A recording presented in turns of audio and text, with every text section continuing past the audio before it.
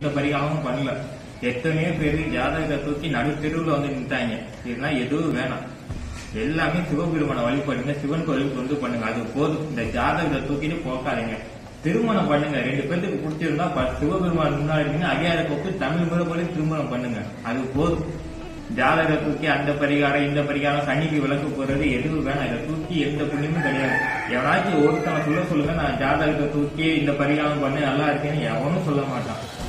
உங்களை போட்டு குழப்புறாங்க. யாரு இறைவனே தெரியாம ஜாதகத்தை வச்சு இது பண்றாங்க. இதை தூக்கி எந்த பயனும் கிடையாது. 63 நாயமாருக்கும் ஜாதகத்தோட கிடையாது. சிவனை மட்டுமே வழிபட்டாங்க. வேற எவனும் பண்ணல. மார்க்கெண்ட்லேருந்து 16 வயசுல மரணம். அவர் ஜாதக தூக்கம் கிடையாது. சிவனுக்கு தொண்டு பண்ணி இது பண்ணாரு.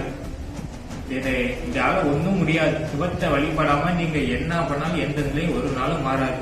மெய்யான இறைவனை சிவனை வழிபடுங்க. நத்துணையாவது நமக்கு வாய் சிவன் நடிமை நாயே.